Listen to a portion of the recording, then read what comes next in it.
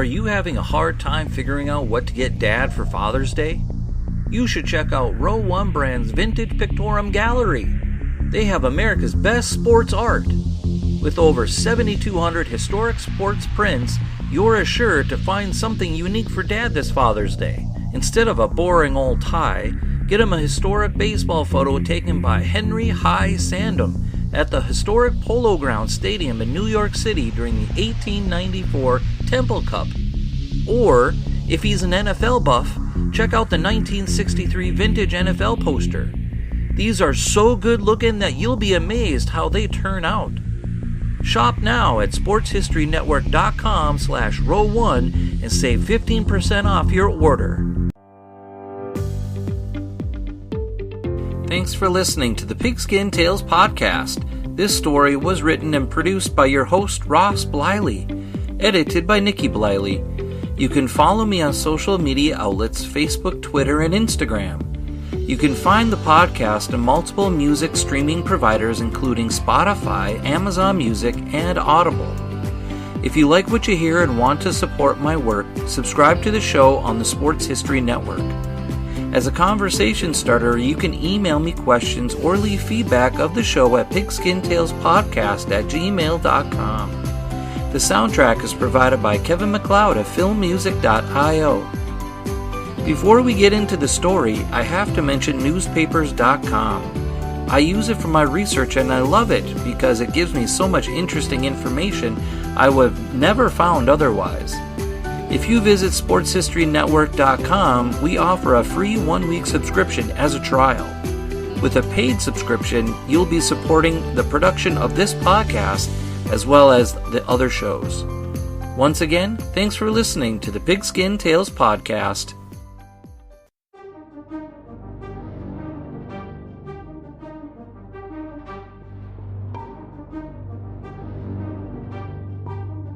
Last time on the Pigskin Tales podcast, I introduced you to a man that became a star in Cincinnati Bengals franchise history.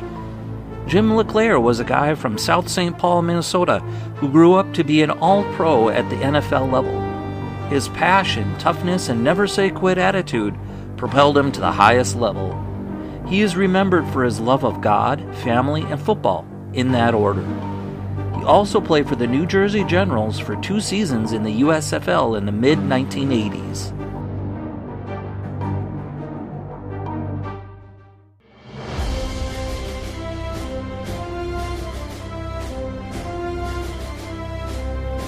This time on the Pigskin Tales podcast, I'll dive a little deeper into Jim's football career.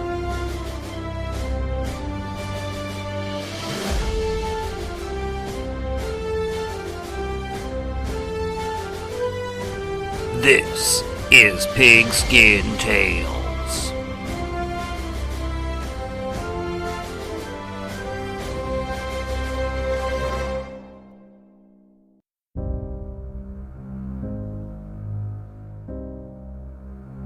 After graduating from South St. Paul in 1968, LeClair enrolled in education classes at the University of Minnesota Crookston. He joined the football team as a middle linebacker and wrestled for the Golden Eagles for 2 seasons. He captained the 1968 team to become a nationally ranked team with a record of 6-2 and a Northern Conference championship title along with a Minnesota Junior College League championship. By 1969, his sophomore year, his hard work paid off when he earned all MCAC honors and NJCAA All-Region honors in football, and was ranked first in the state of Minnesota and 4th in the nation in wrestling. In his wrestling career at Crookston, his record was an impressive 25 wins to 2 losses in the 190-pound division. As a captain for both the football and wrestling teams, LeClair was the guy that everybody looked up to. He motivated players and coaches to be their very best. He never took anything for granted. In my opinion, he thought that winning those awards were great, but there was much more to life than just winning awards and being recognized for his athletic ability. According to a newspaper article clipped from the Rapid City Journal found on newspapers.com, dated for April 6, 1986, in an interview with LeClair about how he found the head coaching job at Mayville State University in Mayville, North Dakota, he said, "I have wanted to be a football coach since the 6th grade. I heard of the opening here and checked on it." The article then mentions that he was one of 3 finalists for the position. The other 2 were Hatton High School coach Jim Housen and offensive coordinator Jerry Pitzer from Chadron State University out of Nebraska. In 1970, Jim decided to transfer colleges and enroll in education classes at the University of North Dakota in Grand Forks. He joined the football team again at the middle linebacker position and helped the 71 team to a record of 6 wins, 3 losses, and 1 tie, plus a North Central Conference championship. Jim was also a 2-time All-American and 2-time All-NCC selection. In both seasons, LeClair was named to UND's Most Valuable Player and NCC's Most Valuable Lineman. One stat line that most people like to talk about with LeClair was his 71 season. He finished with 187 solo tackles, 3 interceptions, 4 fumble recoveries, and 11 forced fumbles. For those that are wondering, is that good? Yeah, that's good. That's very good. He did all that in 10 games. A lot of professionals don't even do that in a 16 or 17 game season. He graduated from UND with a bachelor's degree in education in 1971. Let's take a quick break here.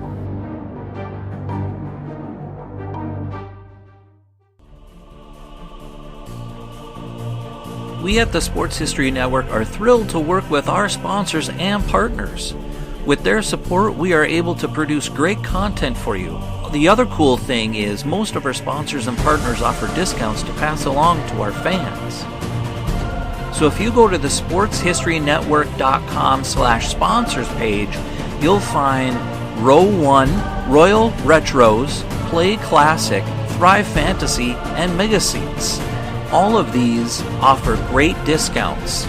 Specifically at Row 1, you can save 15% at the Row 1 Gallery with the code SHN.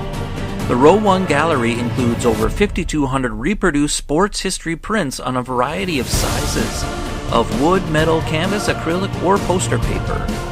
The Row 1 shop also has thousands of more unique items with retro and historical designs dating back to 1876, including t-shirts and long-sleeve shirts, phone cases and mugs, blankets and pillows, towels, and even shower curtains.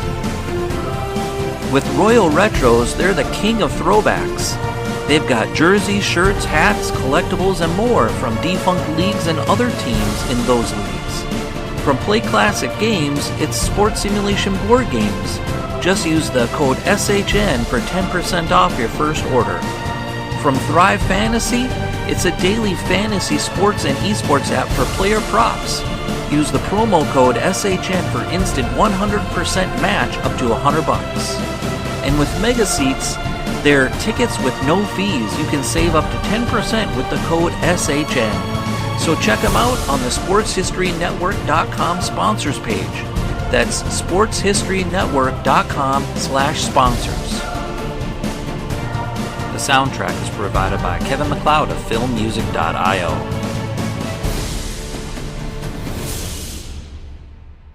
And we're back. Thanks for listening to the Pigskin Tales podcast.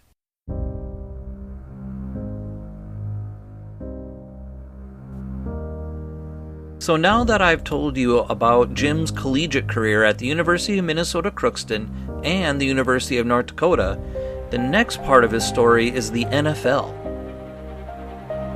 In the spring of 1972, Jim declared himself for the NFL draft. This is where college students from around the country apply to play pro football. There are media days where all the teams in the league get together and interview all the incoming prospects. There's also a combine in which future players show NFL scouts their physical attributes, like how fast they can run and how good they are at catching the ball.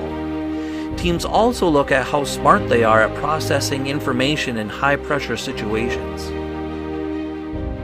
You see, back when the NFL draft started in 1936, they didn't care about any of this stuff. Teams just cared if you were big and strong enough to handle the physicality of the game.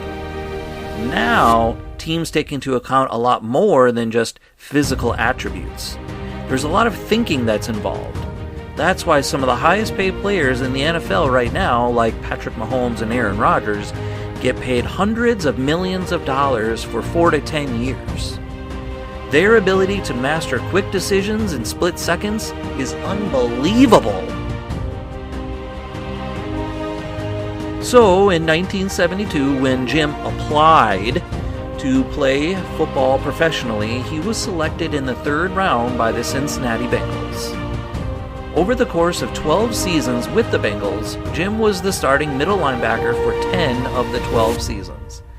This is a position that is very stressful. Why, you ask? Well, Jim had to be the guy to call the defense from the coach on the sideline, and then he had to go make the play.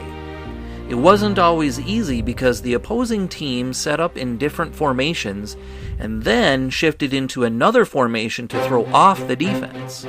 So a middle linebacker, you have to be the guy that makes the split decisions on the field for the entire team to be successful in stopping the offense from getting a pivotal first down or a score to win the game.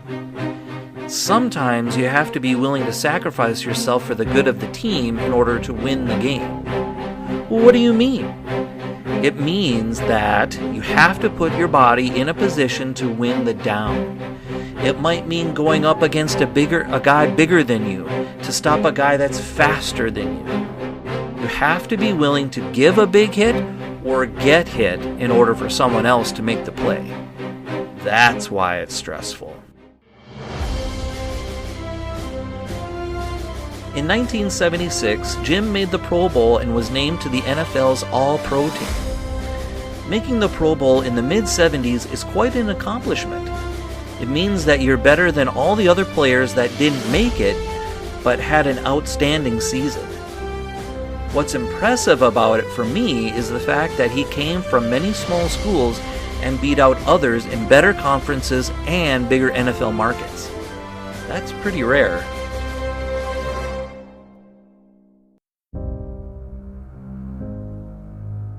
In 1981, Jim captained the Bengals to a season record of 12 wins and 4 losses. The road to Super Bowl 16 for the Bengals included a win at the Buffalo Bills, 28-21 in the divisional round, and a win at the San Diego Chargers, 27-7 in the conference championship, which is dubbed the Freezer Bowl. Super Bowl 16 was played on January 24, 1982 at the Pontiac Silverdome in Detroit, Michigan. The Cincinnati Bengals against the San Francisco 49ers. Our hero of this story, Jim LeClair, was the starting middle linebacker, as was customary.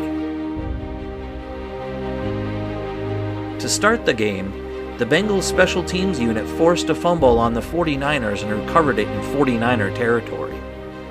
On the Bengals' first offensive possession, quarterback Ken Anderson threw an interception on the 10-yard line. Back and forth the game went until the third quarter, when the 49er defense stopped the Bengals from scoring from the 1-yard line on 4 straight downs, keeping the score at 20-7. Cincinnati did come back and score another touchdown, making the score 20-14. But Joe Cool, Montana, and the 49ers kept them at bay with a 40-yard field goal from kicker Ray Wershings to go up by 9 with 2 minutes to go. In the last 2 minutes, Anderson threw a pivotal interception that allowed the 49ers to keep momentum on their side. But LeClair and the Bengal defense held the 49ers to another field goal. With 30 seconds to go, Anderson and the Bengals offense were able to score one final touchdown to get within 5. The onside kick was not successful, and the 49ers won their first NFL Super Bowl in franchise history. According to ProFootballReference.com, LeClair had 5 solo tackles and 5 combined tackles in the loss to the 49ers. In 1983, Jim had one of his finest seasons in the NFL. He recorded 10 interceptions and 10 fumble recoveries. I should also make note, too, that in 1979, Jim did have a fumble recovery for a touchdown, the only one in his career. In 1984, Jim signed a 2-year deal with the USFL's New Jersey Generals. Brought in to help shore up the defense, LeClair and the Generals had 2 winning seasons under head coach Walt Michaels. 14-4 in 1984 and 11-7 in 1985. But they did not win any championships. Once his NFL career was over, Jim decided it was time to pursue his dream of becoming a football coach. He saw an opportunity to coach football at Mayville State University in 1986. He beat out Jim Howson and Jerry Pitzer to be the next head coach of the Comets after Al Holmes decided to retire after 8 seasons. According to the Rapid City Journal article clipped from thenewspapers.com, dated for April 6, 1986, James Schobel, Mayville State's president at the time, said he's the first head coach in Mayville State's history to have prior NFL experience. But it didn't translate well with the players. Over 3 tough seasons, LeClair's Comets went 6-21 in the DAC, or Dakota Athletic Conference.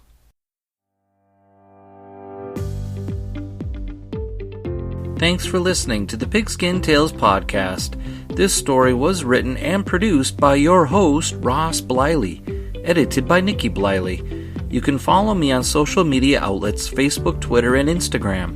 You can find the podcast on multiple streaming providers such as Spotify, Amazon Music, and Audible. If you like what you hear and want to support my work, subscribe to the show on the Sports History Network. As a conversation starter, you can email me questions or leave feedback of the show at pigskintalespodcast@gmail.com. The soundtrack is provided by Kevin MacLeod of filmmusic.io. Once again, thanks for listening to the Pigskin Tales podcast.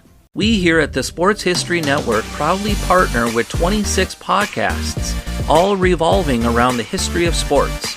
But did you know that many of our hosts were sports history authors way before they started their shows? It's true. We've got Joe Ziemba, host of When Football Was Football, Joe Zagurski, host of Pro Football in the 1970s, Mark Morthier, host of Yesterday's Sports, Tommy Phillips, host of Lombardi Memories, and Scott Adamson, co-host of From the 55-Yard Line. All these authors have many books for you to choose from. To check them out, go to our website at sportshistorynetwork.com/sportshistorybooks. Pick up your copy today. Soundtrack provided by Kevin MacLeod of filmmusic.io.